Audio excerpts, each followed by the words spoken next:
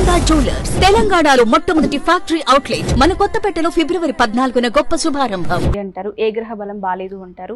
మరి వారు చేసుకోవాల్సిన పరిహారాలు ఏంటి? శ్రీమాత్రే నమః.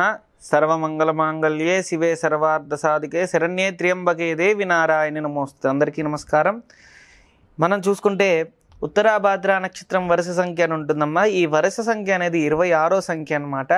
అయితే ఉత్తరాభాద్ర నక్షత్రానికి మహర్దశ వచ్చేసరికి అధిపతి వచ్చేసరికి శని అనమాట.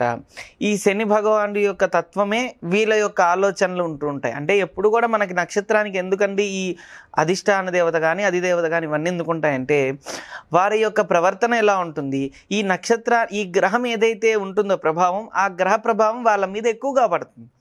కాబట్టి ఏంటి లక్షణాలు అంటే ఉత్తరాభాద్ర నక్షత్ర యొక్క ప్రభావం ఎలా ఉంటుంది వీళ్ళ మీద అంటే ఎక్కువ శాతం మొండిగా ఉండటం, ఏ పని చేయాలన్నా కాన్సన్ట్రేషన్ పెట్టకుండా ఉండటం, ఏదో ఒక చిన్న చిన్న విషయాల్లోనే బాగా ఇబ్బంది పడుతూ ఉండటం, ఏదైనా సరే చాలా తీక్ష్ణంగా ఆలోచిస్తూ ఉండటం, అలాంటివి జరుగుతూ ఉంటాయి అన్నమాట.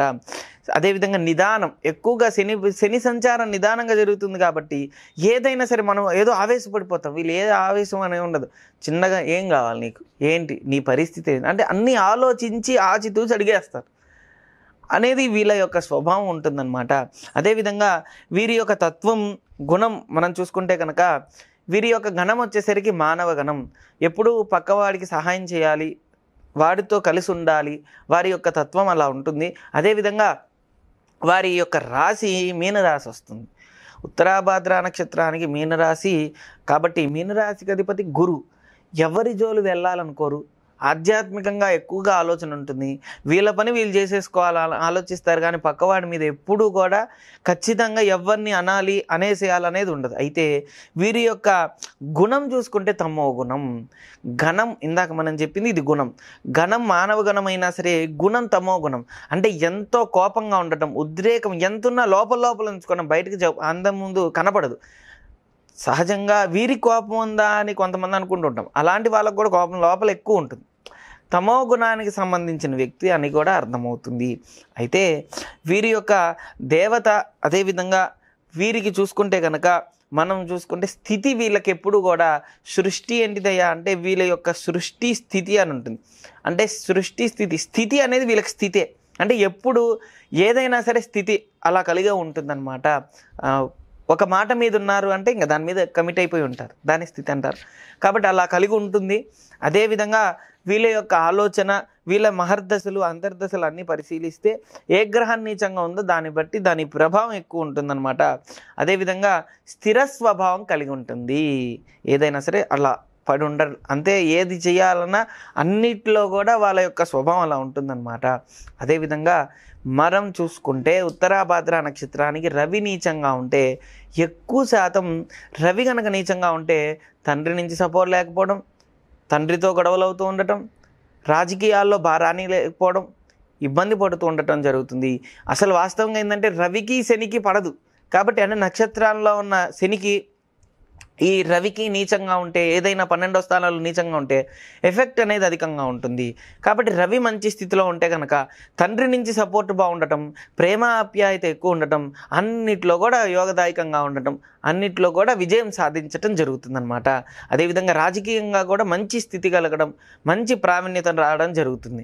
చంద్రుడు నీచంగా ఉంటే, జాతకపరంగా చంద్రుడు కనుక నీచంగా ఉంటే మానసికంగా అధికమైన సమస్యలు ఉండటం, ఎక్కువ శాతం మానసికంగా ఇబ్బందులు పడుతూ ఉండటం, తిండి మీద జాస లేకపోవడం, తినాలనపడకపోవడం, తింటున్నప్పుడే కంచాలు ఇసిరి కొట్టడం, ఇలాంటివి చంద్రుడు నీచంగా ఉంటేనే జరుగుతుంది. అంటే ఎదుటి వ్యక్తిలో ప్రేమలో లోపం ఉండటం కూడా చంద్రుడు నీచంగా ఉండటమే జరుగుతుంది. చంద్రుడు కానీ రవి కానీ మంచి స్థితిలో రావడానికి, రవి మంచి స్థితిలో రావడానికి ఏం చేయాలంటే రవి కవచం చదువుకోవాలి. అదేవిధంగా చంద్రుడు మంచి స్థితిలో రావడానికి చంద్ర కవచం, అదేవిధంగా సోమవారం ఎక్కువ శాతం రుద్రుడికి పూజా కార్యక్రమాల్లో పాల్గొనడం, అభిషేకం కానీ అదేవిధంగా శివుడికి సంబంధించిన ఆరాధన కానీ చేస్తే కనుక వీరికి మంచి ఫలితం వస్తుందన్నమాట. కుజుడు నీచంగా ఉంటే రుణబాధ ఎక్కువ ఉండటం, రుణ సంబంధమైన విషయంలోనే ఇరుక్కుంటూ ఉండటం, అంటే ఇతనికి సంబంధం లేని విషయంలో కూడా వెళ్ళి మధ్యవర్తులుగా ఉండటం వల్ల ఇబ్బందులు పడుతూ ఉండటం, అదేవిధంగా ప్రతి దానిలో కూడా ఆటంకాలు కలుగుతుండటం జరుగుతుందన్నమాట. అంటే రుణం భూమి సంబంధించింది డెవలప్మెంట్ అవ్వకపోవడం, భూమిలో కలిసి రాకపోవడం, భూమి సంబంధించిన దానిలోనే ఇబ్బందులు పడుతూ ఉండడం జరుగుతుంది కుజుడు నీచంగా ఉంటాయి. కుజుడు వీరి జాతకపరంగా వాస్తవంగా నక్షత్రానికి మనం చూసుకుంటే రాశికి పడదనమాట. నక్షత్రానికి అధిపతి శని, కుజుడికి పడదు కాబట్టి ఎఫెక్ట్ కొద్దిగా ఎక్కువ ఉంటుంది. మంచి స్థితిలో ఉందనుకోండి కుజుడు కనుక రివర్స్లో జరుగుతాయి. చిన్న పెట్టుబడి పెట్టుకున్న మంచి స్థితిలోకి వెళ్ళిపోవడం, మంచి డెవలప్మెంట్ ఉండటం, కుజుడు పరంగా మంచి స్థితి కలుగుతుంది కాబట్టి ధనపరంగా అన్నిట్లో కూడా లాభాలు ఉంటాయన్నమాట. కుజుడు బాగుండటానికి ప్రతినిత్యము సుబ్రహ్మణ్యేశ్వర స్వామి ఆరాధన చేయడం అన్నిట్లో కూడా మంచి యోగదాయకంగా ఉంటుంది. అన్నిట్లో కూడా బాగా అన్నిట్లో విశేషంగా కలిసి వస్తుందన్నమాట. సుబ్రహ్మణ్య స్వామి ఆరాధన చేయాలి. బుధుడు బాగాలేకపోతే చేసే జాబ్లో కానీ చేసే ఏదైనా సరే ఆటంకాలు కలుగుతుంటాయి. అలాంటివి కలగకుండా ఎక్కువ శాతం బుధ కవచం చదువుకోవడం మంచి ఫలితాన్ని ఇస్తుంది. విష్ణు సహస్రనామం చదువుకోవడం, అదేవిధంగా మనం చూసుకుంటే లక్ష్మీ నృసింహస్వామి ఆరాధన చేస్తే కనుక వీరికి విశేషమైన ఫలితం అనేది వస్తుంది. బుధుడు నీచంగా ఉంటే, గురు నీచంగా ఉంటే ఏం జరుగుతుందంటే, మీనరాశి కదమ్మా, మీనరాశికి అధిపతి గురు కాబట్టి గురు నీచంగా ఉన్నాడనుకో ప్రతి దానిలో ఆటంకాలు కలుగుతూ ఉండటం, చదువుకునే చదువే 10 సార్లు స్కూల్ కానీ కాలేజీలు కానీ మారుతూ ఉండటం, చదువు తక్కువ కాలేజీలు ఎక్కువ. కాబట్టి ఇలాంటి ప్రాబ్లం లేకుండా గురు కవచం చదువుకోవడం వల్ల మంచి ఫలితం వస్తుంది. దత్త కవచం, దత్తాత్రేయ స్వామి స్తోత్రం, దత్త ఆరాధన చేస్తే వీరికి ఖచ్చితంగా కలిసి వస్తుంది. అదేవిధంగా శుక్రుడు జాతకంలో నీచంగా ఉంటే ఎక్కువ శాతం మీనరాశికి అధిపతి గురు కాబట్టి గురువుకి శుక్రుడికి పడదు కాబట్టి పెళ్ళైన దగ్గర నుంచి చిన్న చిన్న సమస్యలు, ఇగో ప్రాబ్లమ్స్ ఎక్కువ ఉండే అవకాశం ఉంటుంది. భార్యాభర్తల మధ్య ప్రేమాసఖ్యత లోపమయ్యే అవకాశం ఉంటుందన్నమాట. కాబట్టి ఇదే విధంగా వీళ్ళు పడే బాధ ఏంటంటే సహజంగా వీళ్ళ యొక్క తత్వం ఇలా ఉన్నప్పటికీ కూడా, అంటే వీళ్ళకి ఇందాక నుంచి ఇన్ని మంచి తత్వాలు ఉన్నప్పటికీ వివాహం అయిన తర్వాత ఏమవుతుందంటే ఒక భార్య అయినా, అంటే భర్తది వచ్చేసరికి పూర్వభాద్ర కానీ ఉత్తరాభాద్ర నక్షత్రం మనం చెప్పుకుంటుంది. ఉత్తరాభాద్ర నక్షత్రం అనుకోమ్మా, ఈ వ్యక్తి ఇలాంటి రోడు ఇలా గొడవ చేస్తూ ఉంటాడు, ఇలాంటోడు ఇలాంటి అని భార్య చెప్పినా, లేదంటే భర్త కూడా ఇలాంటి ఆవిడ వచ్చింది ఇలాంటి అని చెప్పినా జనాలు నమ్మరు.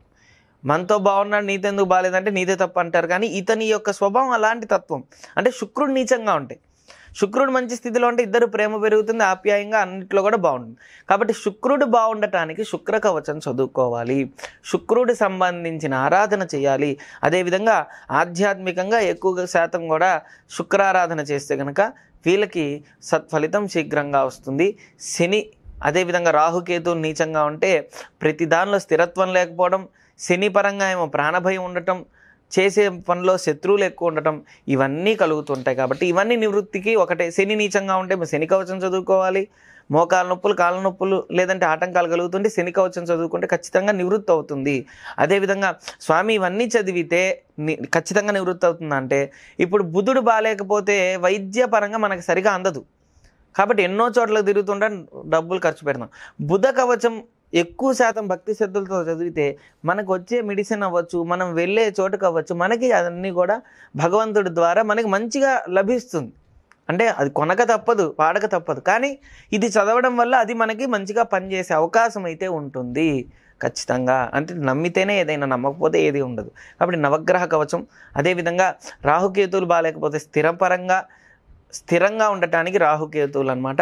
కాబట్టి ఈ విధంగా చేసుకుంటే కనుక అన్నిట్లో కూడా సత్ఫలితాలు అనేది శీఘ్రంగా వస్తుంది. ఏదైనా కానీ ఈ యొక్క నక్షత్రానికి దేవత వచ్చేసరికి అహిర్బుద్ని అంటారనమాట.